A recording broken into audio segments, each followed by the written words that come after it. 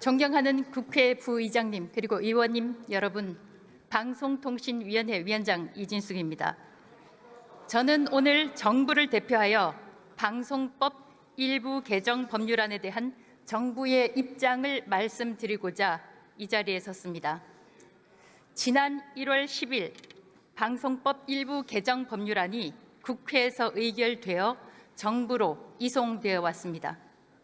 그러나 이를 정부가 공포하지 못하고 국회에 제의를 요청드리게 된 점에 대해 매우 유감스럽게 생각합니다. 정부는 국회의 결정을 최대한 존중하고 국회가 의결한 법률안을 신속하게 공포하여 시행하는 것이 원칙임을 깊이 유념하고 있습니다. 그러나 국회로부터 이송된 법률안을 면밀히 검토한 결과 해당 법률안들이 시행될 경우 분명한 부작용이 예상되기 때문에 부득이 헌법에 명시된 규정에 따라 제의를 요청하게 되었습니다.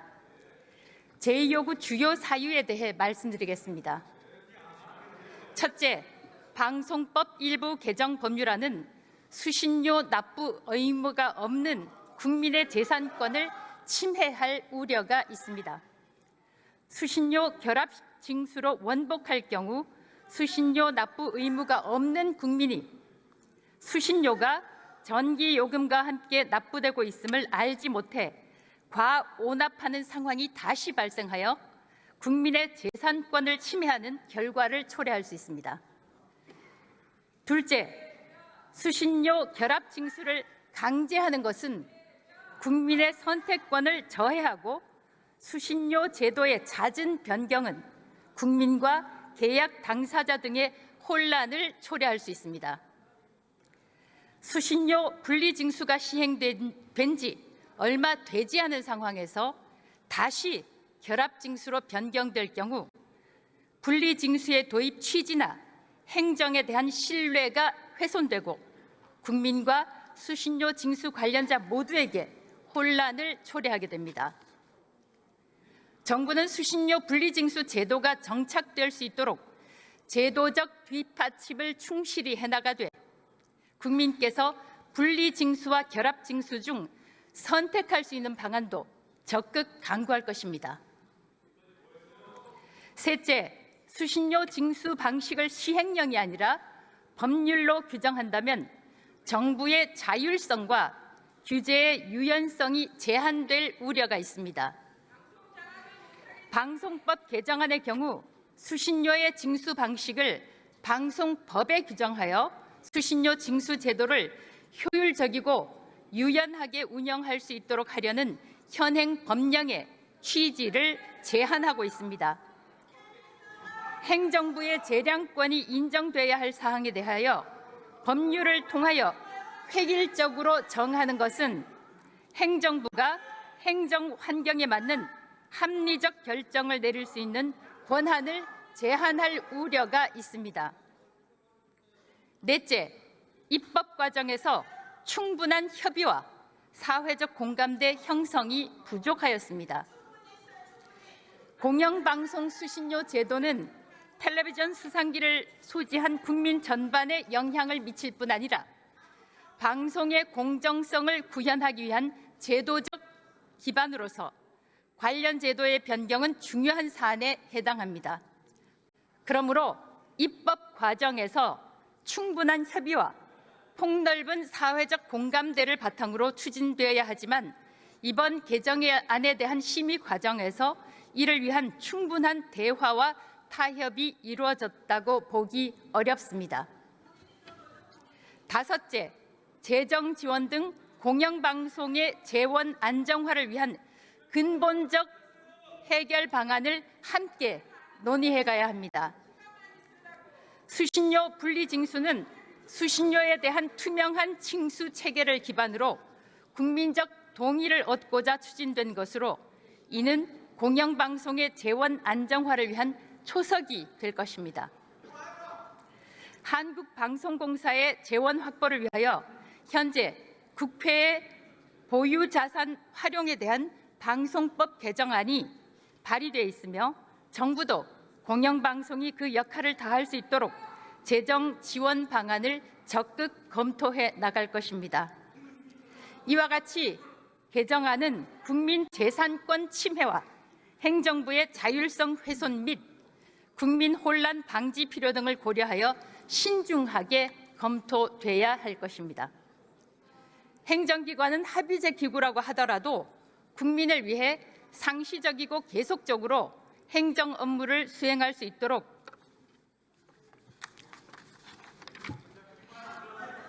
다음 방통위법 제2 제안 설명서입니다. 방통위법 일부 개정 법률안 역시 지난 2월 27일에 국회에서 의결되어 정부로 이송돼 왔으나 국회에 제의를 요청하게 됐습니다. 제의 요구 주요 사유에 대해 말씀드리겠습니다. 첫째, 방송통신위원회의 의사 정족수를 3인으로 엄격하게 규정하는 것은 방통위의 상시적 행정 기능 수행을 어렵게 할 수 있습니다. 행정기관은 합의제 기구라고 해도 국민을 위해 상시적이고 계속적으로 행정 업무를 수행할 수 있도록 의사 정족수를 규정하지 않거나 제적위원 과반수의 출석처럼 완화된 방식으로 규정하고 있습니다.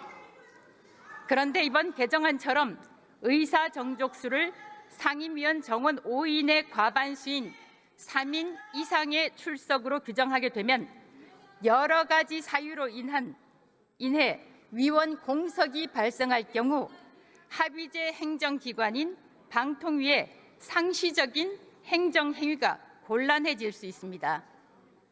또한 방통위의 주요 소관 사무 대부분은 방통위법 제12조에 따라 심의 의결이 필요한 사항으로 규정돼 있어 어떠한 사유로든 위원 3인이 참여하지 못하는 경우 방통위 회의가 개의되지 못하여 방송통신정책 및 이용자 보호 등에 필요한 방통위 소관 사무의 대부분을 수행할 수 없게 되고 그 피해는 국민께 고스란히 돌아가게 됩니다.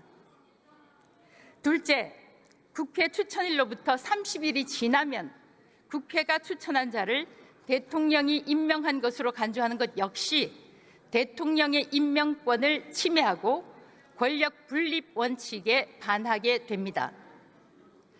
국회가 추천한 날부터 30일이 지나면 국회가 추천한 자를 대통령이 임명한 것으로 간주하는 것은 사실상 국회가 임명권을 행사하는 것이 되어 대통령의 임명권을 형해하는 것으로 헌법상 권력 분립 원칙에 위배됩니다. 또한 대통령의 임명권 행사 시한을 30일로 제한하면 고위공직자 검증을 충분히 하기 어려워 방통위의 공정성과 전문성이 훼손될 우려도 있습니다.